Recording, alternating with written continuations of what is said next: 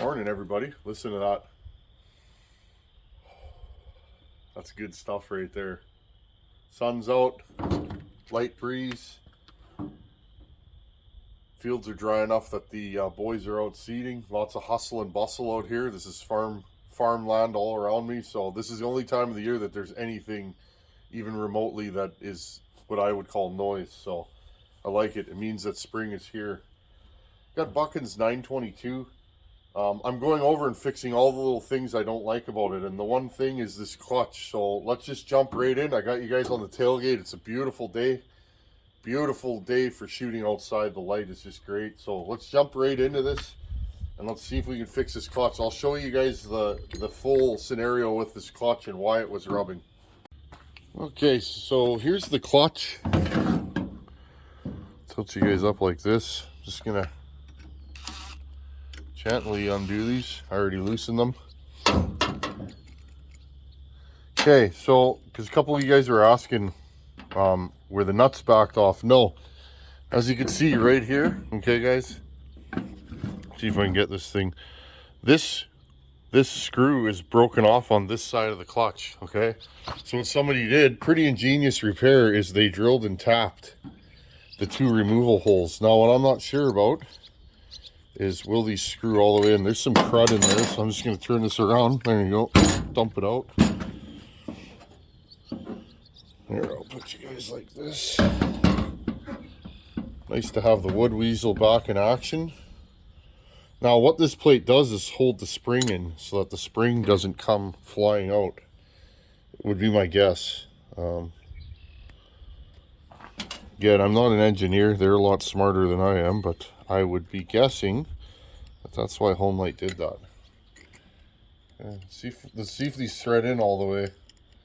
And then what I got to do, I got to put a bar back on this. Okay, and see if these are going to rub. I have a feeling it seemed to be rubbing about that much, friends. There's lock washers under here. So let's gently install these.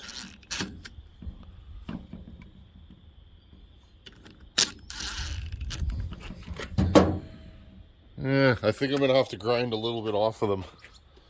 But they're close enough for now. So what I'm going to do, I'll grab the bar, side cover, the plates. Everything has to be on here so that I can see if this is going to rub or not. Let's start with a bar plate right here. Spacer. Here's that spacer I was talking about. You can make these, friends. Bill Block sent me this one, and it works perfect. Again, this is a still pattern bar on a Homelite. Now, I got asked in a lot of comments, why wouldn't you just use a Husqvarna pattern bar? Which, yeah, that totally makes sense, friends. But, okay, I'm gonna do this like that. Sorry, I had to move you guys there. Get the light where I want it. Okay, I got a lot of questions about why would you use a still pattern bar when you could use a Husqvarna pattern bar. The bar studs are way closer, and all you gotta do is run a file in there. And I thought, yeah, that's fair. The reason why I like using still pattern bars, friends, is I have Husqvarna, I have some old Polands, Homelites, Dolmars. You guys know the deal, right? I can run a still bar on any one of my saws with various spacers. I usually just make a spacer and leave it on the saw. So that's actually why I do it this way, because it's just way simpler for me because I have so many saws. Now, if you were just running Homelites or just running Husqvarnas, there you go, put that dog on there. It would totally be wiser.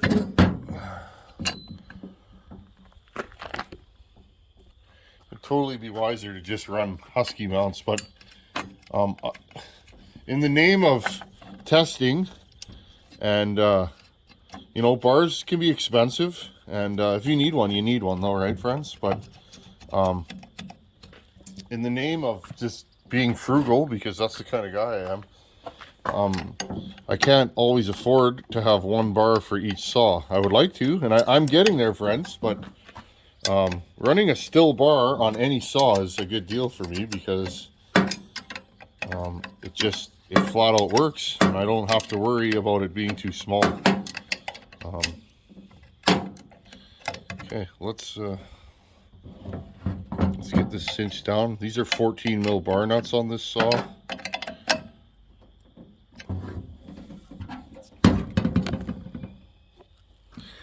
Okay, and all I'm going to do, friends, I'm just grabbing this. Okay, so it appears that we have all kinds, I'm just going to spin it around, of clearance in there now. Okay. Oh yeah. So that's all it was, friends. It appears that these washers were enough to make this thing rub. So that's a good deal now. So that's fixed. Let's move on to the next thing that I didn't like. Now, I didn't like the color of the original plug on this saw. Little on the light side. I don't know if you guys are going to be able to see it. It's really, really light tan to gray. One of you guys pointed out, and yeah, you're right. NGK is backwards. So this is a BP MR6A. That's a hot plug. I'm going to try a Champion CJ7Y and see what it looks like after we run it. I'm just going to put that on. Just making sure this is a good plug. Seems to be okay. Okay, so just little odds and ends on this saw, friends, and then I think it's done. And I did one major improvement or unimprovement, depending on how you look at it.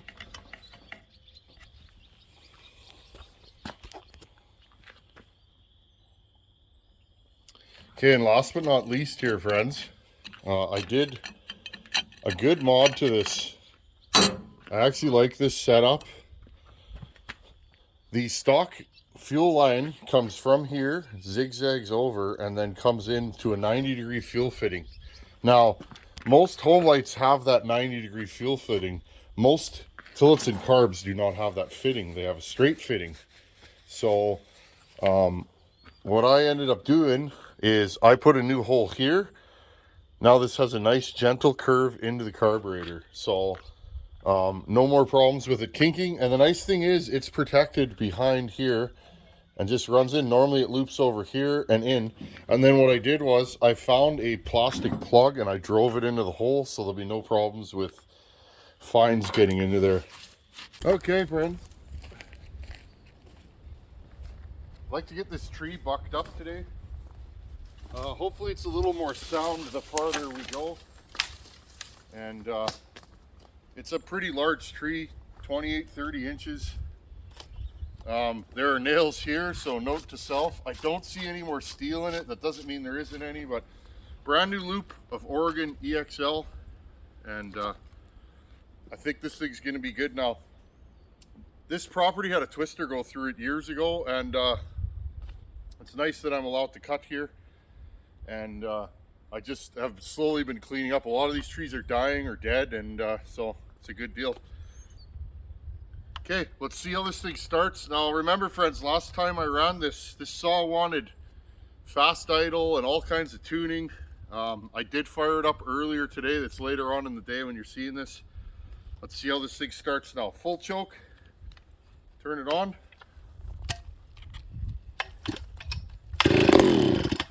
Well, that's a good deal.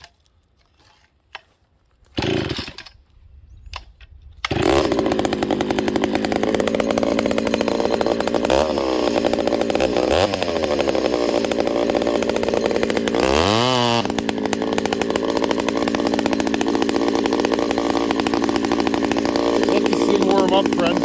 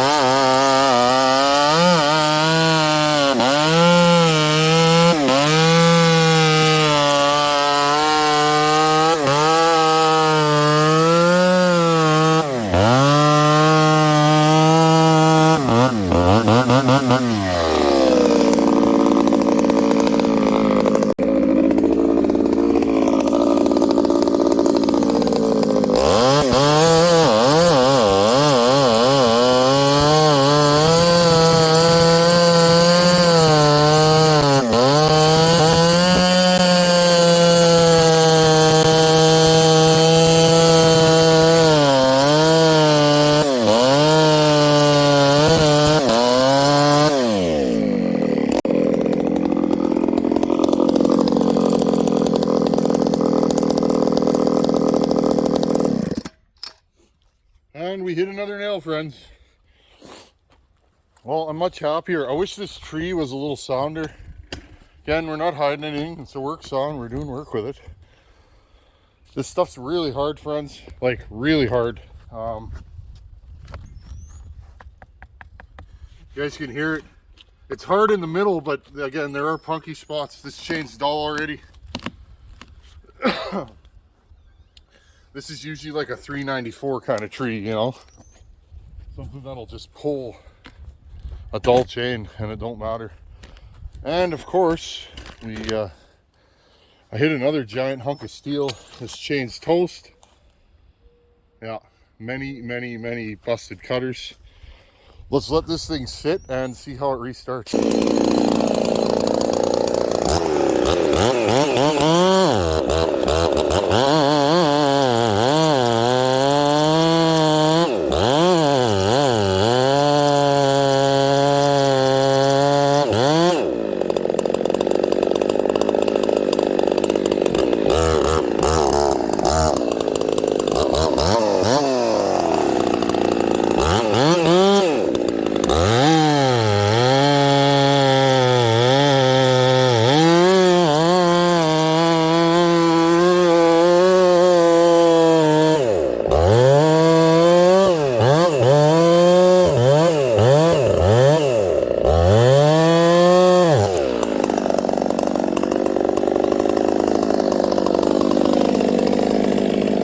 This chain's really sharp. I just punched it up.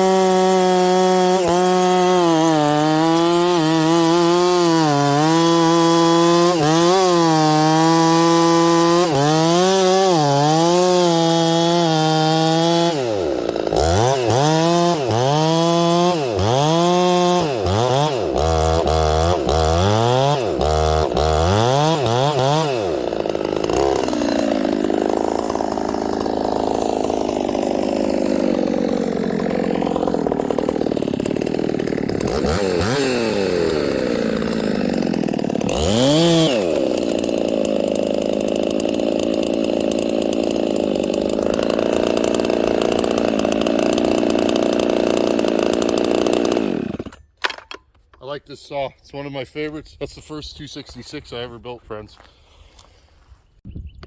Okay, I'm just gonna bring you guys over here. This thing's cooled down for 10-15 minutes. Let's see how it restarts now.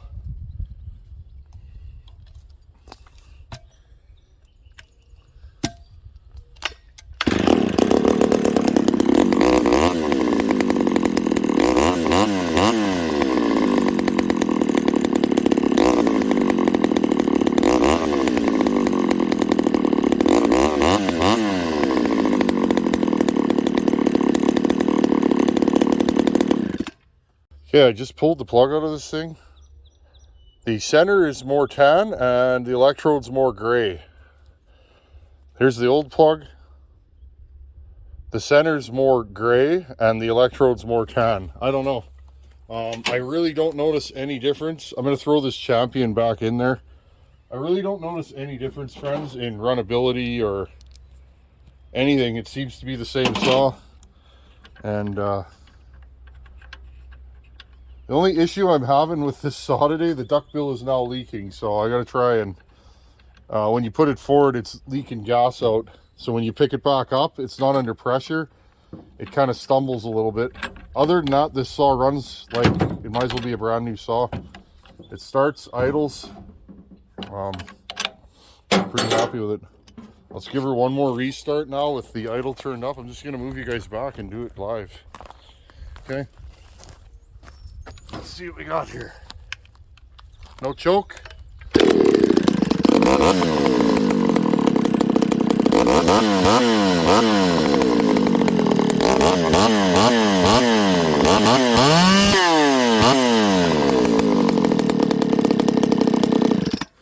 Now I think this saw right now, friends, is a little lean on the high jet. I did that on purpose today. I wanted to see if this thing would run okay with more high jet or less high jet. I noticed a little detriment in pull. Basically, friends, what I do when I build a saw for somebody, especially these vintage saws, I don't want to blow them up, but I'll run them in less than ideal conditions. Okay, I'm just gonna give this thing a hair more high jet. I will run them in less than ideal conditions and see what they do. Let's face it, this is a work saw. I don't build hot saws on this channel. Hot saws are cool, don't get me wrong. I'm totally about that stuff. I know a couple guys that build hot saws and I'm super interested, but I like the work saws, so that's, you know what I mean? We're all into what we're into, so. Yeah, this is a good deal. Too bad we whacked this chain again. I should give you guys a look at the cutter so you can see how bad this chain got on that last cut. That's why I shut her down, friends. And you know what?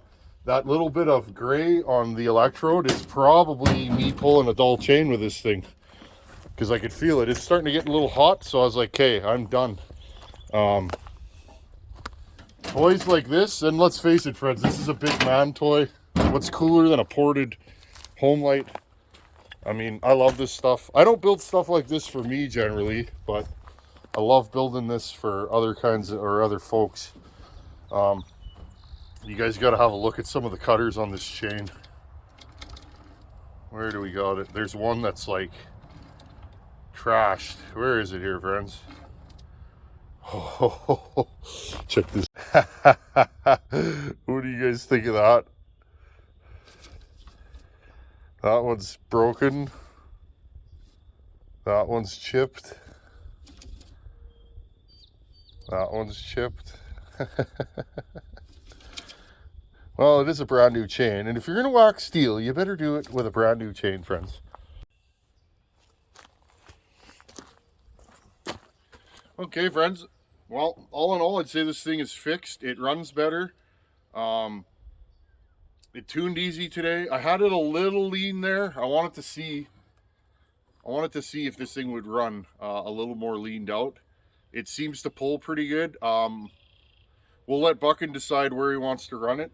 When I build a saw, friends, I like to run it in less than optimal. I could put a big piece of straight grained wood on my bucking stand and just motor through it with this, but that's not how this saw is going to live, friends. This saw is going to be a work saw, and it has to run in different positions. It has to idle. It has to tune quickly and easily. I want maximum bar oil, which this saw has, and just all around usability. And I think we achieved that with this build. So all in all, I'm happy, and I would gladly do another one of these. This saw was nothing but a pleasure to port. I think a lot of it is I have a lot more time under my belt now. When I did the XL76, the original hot rod Homelite, that was all trial and error, and nobody was really porting those then. So that was just something that I really wanted to do. And it worked out, but it took a long time and a lot of tweaking. I used a lot of those moves, if you want to call them, in this saw. There's a playlist, I believe, on that saw if you guys want to watch it, and I also built a playlist on this. So these things are a lot of fun. They're definitely not turnkey, but I love this stuff. This thing sounds so rowdy now. Anyhow, friends, oh, and once again, I brought my 266 because if I'm going cutting, that or my 365 is in the truck every time. Just trusty companions. That's the first 66 I ever ported, and I just absolutely love that saw.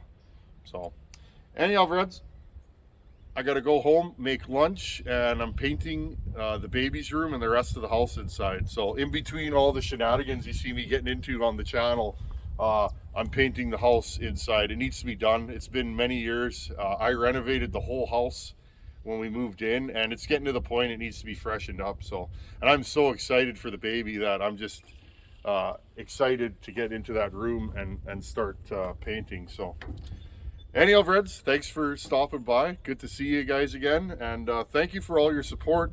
I had my first super thanks the other day, and hold on, friends, I want to get the fella's name. The first super thanks on this channel. Okay, I just checked. I screenshotted it, friends. Lyndon Wortley, thank you, buddy. You're the first super thanks. Friends, I guess YouTube opened up another way to help channels like mine out. It's called the super thanks, and I didn't even know what it was, friends. I just was looking in my app and I saw it. So Lyndon Wortley, thank you.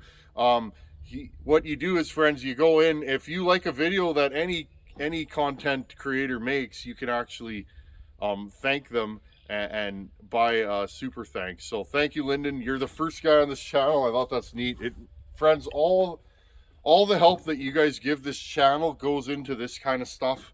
You know, the R&D of these dogs. We would like to bring these to market, friends. We're still in the testing stages, but you know, that pays for stuff like that, for saw parts, and you know, you guys paid for these whole swarm of bars. I wanted to test these for you and let you guys know what I think. I've had zero trouble with these. Now, I don't bore cut, but I hear if you bore cut, those tips don't last very long, but I'll just keep on going, friends. But I just want to let you guys know I really appreciate you guys helping the channel.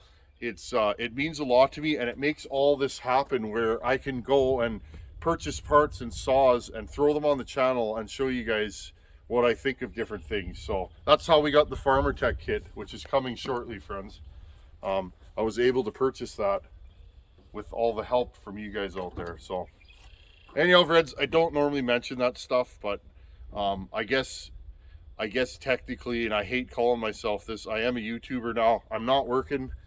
This is my full-time gig right now, and so all the help is definitely much the thanks. I want to give you guys thanks. I don't even know how to put it into words, friends, but all the help and support that you guys give this channel is just incredible, and it means a lot to me and my family. So thank you. Anyhow, friends, I gotta go home and paint. Later. I'll catch you guys tomorrow. We'll get into some more trouble. Later.